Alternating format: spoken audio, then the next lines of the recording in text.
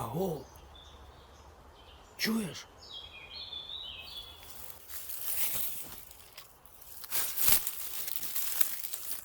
Сьогодні в нас на огляді Garmin Tactix 8.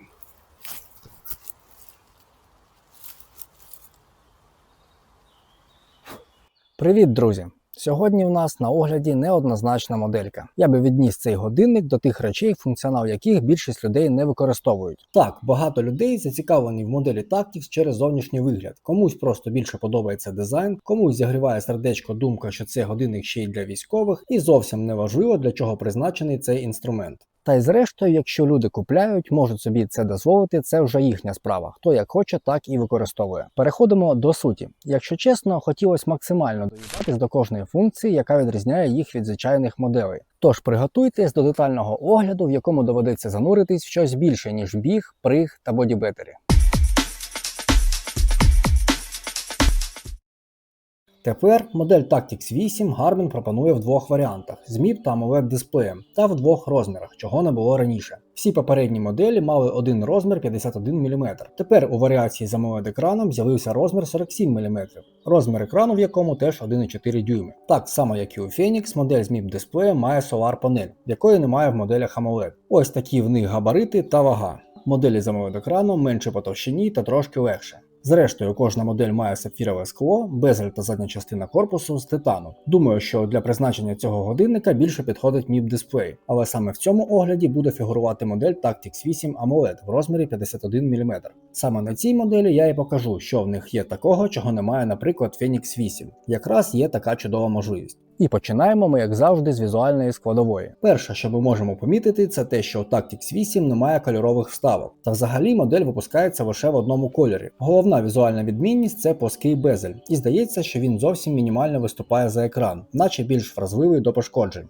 Як я вже й казав раніше, всі моделі Tactix йдуть з титановим безелем та задньою частиною корпусу. Якби середня пластикова частина була теж металева, я би казав в титановому корпусі, а так мені завжди доводиться казати безель та задня частина. І ходять чутки, що цей титан – це вже не той попсовий сплав, як в моделях Phoenix, а більш кращий матеріал, такий як в моделях Mark.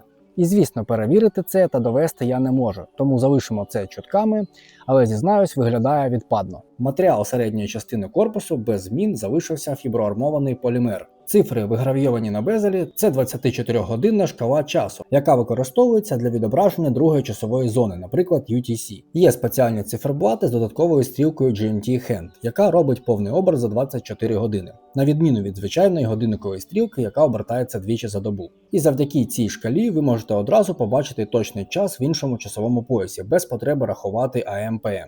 Помічаємо інші клавіші, вони мають інакшу структуру. Це впливає на краще щеплення. Це реально відчувається, не те, що прям вау, але є. Тож тут поставимо плюсик. Могли б вже й на Phoenix 8 зробити такі самі. Якщо ваші пальці знаходяться в рукавицях, думаю, тактильність буде краще. А також коли руки мокрі або на них піт. Така от дрібниця, але дивіться скільки позитивних моментів. А взагалі ось і все. Далі все те саме, така сама задня частина, виглядає взагалі як наче не з титану, а з такої самої сталі. Титанова задня кришка на ендуро якось більше схожа на титан. Такий самий датчик пульсу Elevate 5 з підтримкою ЕКГ та змін температури шкіри, таке саме кріплення ремінця, такі самі спрінг-бари, гвинти розташовані в тих самих місцях, принцип збірки, герметичність та захист датчиків абсолютно однакові. Та в обох Military стандарт 810. І тепер слід зачепити головну відмінність Tactix від інших моделей. Усі моделі Tactix 8 поставляються з Applied Ballistics Ultralight Solar. Можете поправити, якщо я щось не так сказав. Та лише одна модель має Elite Solar. Це модель AB Elite, тільки в розмірі 51 мм і тільки з MIP дисплеєм. Тож в чому їхня відмінність? Версія Ultralight Solar. Її призначення – це швидкі та достатньо точні розрахунки для полювання і тактичних завдань на середніх дистанціях до 1000 метрів. Основні можливості – використання спрощеної моделі опору повітря G1-G7, один коефіцієнт балістичного опору, розрахунок корекції кута підйому або спуску, зносу вітром та врахування ефекту Коріоліса, підтримка стандартних атмосферних параметрів, таких як температура, тиск, вологість повітря, висота над рівнем моря, та швидкість обчислень, що дозволяє вводити дані на ходу під час стрільби. А призначення Elite Solar – це максимально точні та деталізовані розрахунки для стрільби на великі дистанції понад 1000 метрів, снайперські задачі та змагання. Додаткові функції, яких немає в Ultralight. Повноцінна модель балістики з вибором G1, G7 або кастомних функцій опору повітря. Врахування нестабільності оберту кулі, градієнтів щільності атмосфери та розширений розрахунок ефекту Коріоліса, залежно від широти. Створення та збереження власних профілів боєприпасів із детальними параметрами. Початкова швидкість, маса, довжина кулі, декілька коефіцієнтів BC на різних швидкостях. Але створювати це можна лише за допомогою додатка AB Quantum. Інтеграція з зовнішніми метеосенсорами, наприклад, Castrel 5700, для автоматичного збору точних погодних даних, а також додаткові візуалізації в інтерфейсі для аналізу декількох варіантів стрільби. Я не зовсім шарю в цій темі, тож якщо я зібрав не всю інформацію або допустив якусь важливу похибку, не соромтесь, пишіть в коментарях, можете критикувати та поправляти. Далі обговоримо більш прості функції, які також є в моделях Tactics 8. Вони всі знаходяться в меню управління, тобто на швидкому доступі, та їх також можна поставити на гарячі клавіші. Функція Aviation Weather – це віджет аварійної погоди. Вона дає змогу миттєво отримати ключові метеодані для польотів без зайвих гаджетів. Метр відображає поточний звіт про погоду на аеродромі, видимість, покриття хмарами, напрям і швидкість вітру, температуру, точковий тиск. Фактично це моментальний знімок метеоумов для безпечної посадки і зльоту, а також TAF, який відображає прогноз погоди для аеродрому на добу, очікувані зміни видимості, хмарності, вітру, опадів та інших умов. Це дає змогу планувати польоти з урахуванням майбутніх метеоявищ. Ще одна штучка – це Direct To. Це навігаційний віджет, який миттєво прокладає маршрут від поточного місця розташування до обратної точки – аеродрому або за координатами. Годинник розраховує найкоротший курс, показує азимут та відстань, і в реальному часі ви бачите на екрані стрілку напрямку та поточний курс. Aviation Waypoints – це віджет, який показує список авіаційних точок, аеродромів, навігаційних маячків, GPS-координат та інших контрольних пунктів, та відстань до них від вашого поточного місця. Звісно, що на борту літака функціонал може бути покрутіше та ще й точніше, або навіть може й не бути такого. Літаки бувають різні. Або може бути таке, що датчики на літаку не працюватимуть взагалі, та цей функціонал стане безцінним для пілота. В цій темі я також не шарю, якщо серед глядачів є пілоти, можете мене поправляти, та взагалі напишіть, чи є серед вас такі. Також в меню управління ми бачимо зелений режим. Його можна було б назвати 50 відтінків зеленого, але все читабельно та зрозуміло. І на відміну від Phoenix, в цього режиму є додаткові налаштування дисплея, кольору цього режиму, тобто його можна зробити червоним, а також налаштування яскравості, розміру тексту, сповіщень та іншого. Але цей режим – це не одне й те саме, що режим нічного бачення. Це окремий режим, який можна вимкнути тут в налаштуваннях або в меню управління. І це одна з тактичних функцій. Іншими словами, це режим тепловізора, в якому дисплей не засвідчує видимість приводів. Ось так це виглядає. Мені важко це передати камерою, я спробував на різних налаштуваннях, суть у тому, що очами я практично зовсім нічого не бачу. Але через тепловізор все має бути чудово. В моделях Phoenix можна лише змінювати колір на червоний та зелений, та ще якийсь прогнозований, тобто помаранчевий. Також є ще деякі цікаві штучки, яких немає Phoenix 8. Наприклад, режим Stealth, в якому годинник вимикає всі підключені пристрої, системні звукові сповіщення, датчики та ліхтарик. Здається, що все це можна зробити і так на будь-якому годиннику Garmin, але ні, тому що годинник відключається від супутників та переходить в режим польоту. А також моделі Tactics мають функцію видалення всіх даних, тобто скидання до заводських налаштувань. Натиснувши сюди, у вас буде 10 секунд для того, щоб відмінити це рішення будь-якою клавішею. Ця опція також виставлена на комбінацію гарячих клавіш при отриманні клавіші Back та Light. Якщо ви справжній Рембо та впевнені, що під будь-якими допитами ви не розкажете, де ваш дім, хто ваш командир, координати на мапі, то ця функція може бути корисна. Та перед тим, як потрапити в полон, можна стерти всі дані. Бляха, як вони це уявляють? Лежиш такий, помираєш і згадуєш, що треба ж видалити всі дані. Модель Tactics має додаткові циферблати. Їх всього 2 штуки, якось замало, якщо чесно. Ось так вони виглядають. Усі інші такі самі, як і в моделях Phoenix. Ще одна суттєва відмінність – це зелене світло ліхтарика, замість червоного. Вважається, що зелене світло менш помітне для противника в темряві, а також зелене світло менш подразнює зір в порівнянні з червоним. Якщо порівнювати, то можна помітити, що зелений ліхтарик світить потужніше, або якось більш освічує ділянку, на яку потрапляє світло.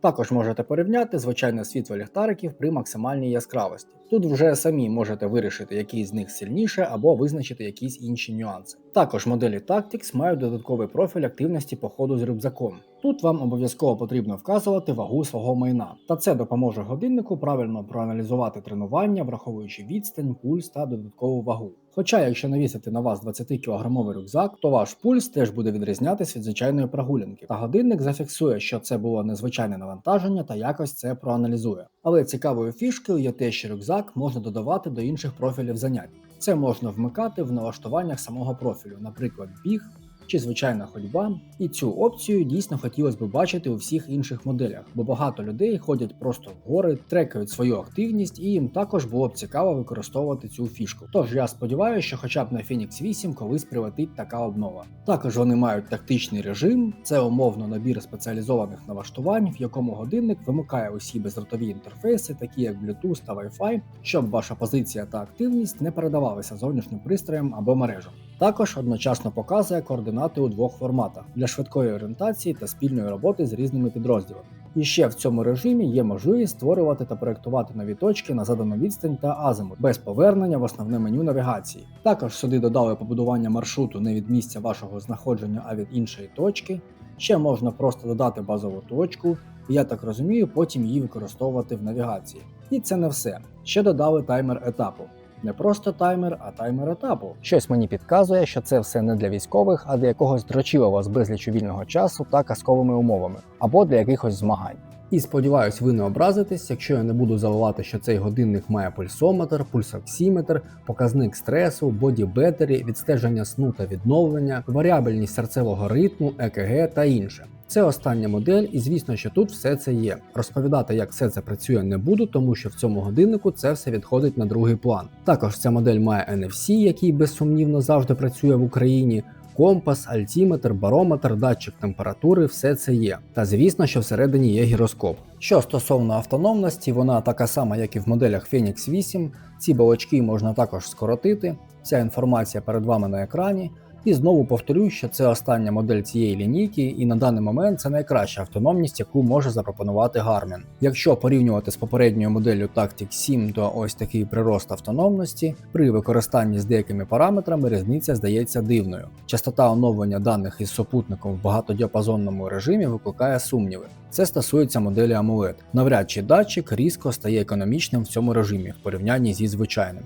Всі ці дані з офіційного сайту. Розумію, що хтось не може роздивитись цифри, просто не треба дивитись це відео з телефона в туалеті. В іншому ця модель нічим не відрізняється від моделі Phoenix. У всіх налаштуваннях мапи та навігації все абсолютно однакове, порядкування самих налаштувань ідентичне, нічого нового та секретного тут немає. Та й думаю, що безліч питань по навігації можна закрити старою моделькою Phoenix 5+. Єдине, чого там не вистачає, так це сенсорного екрану. Обидві моделі мають режим прыжків з парашутом, режими дайвінгу та датчик такий самий, як і в Phoenix 8, підводні тактичні функції відсутні. GPS-приймачі однакові, в режимах супутників параметри ідентичні. Що стосується системних налаштувань, тут також все те саме, окрім додаткових параметрів авіації та налаштування режиму нічного бачення. З нічним баченням ми вже розібрались, та й не думаю, що потрібно коментувати якісь налаштування з розділу авіації. Покажу все це в прискореному режимі, якщо вас щось зацікавило, то можете спіймати на паузі та подивитись. Також всі ці налаштування є в інструкції, яка доступна кожному. Чого не скажеш про цей годинник. Найдешевша модель коштує $1300. А якщо бажаєте в розмірі 51 мм та ще й з додатковим ремінцем, то вже 1600. Проте багатьох прихильників цього бренду це не зупиняє. Якщо порівнювати популярність модельного ряду Garmin за останні роки, то лінійка Tactics посягає в ньому 9-те місце. Ця інформація може бути неточною, але запит користувачів цілком зрозумілий. В останній пункт інші входять такі моделі як Liu, VivoMove, VivoSmart, VivoFit, VivoSport та інші. Ці пристрої мають відносно низький середній чек, короткий життєвий цикл та вузьку цільову аудиторію. Саме тому у фінансових звітах Garmin об'єднує їх в групу фітнес, без розбивки по кожній моделі. До речі, є цікавий факт. На кінець 2024 року компанія Apple втримує 28% всіх смарт-годинників у світі. Але за цей рік продаж Apple Watch впав на 19%, а продаж годинників Garmin за цей же рік виріс на 16%. Цікаво чому. Звісно, що це все не зовсім достовірні дані, але популярність годинників Garmin, вочевидь, зростає. Сподіваюсь, це відео вам сподобалось. Не забудьте поставити лайк. Напишіть, будь ласка, щось в коментарях, це допомагає мені розвивати канал. Дякую, що дивились.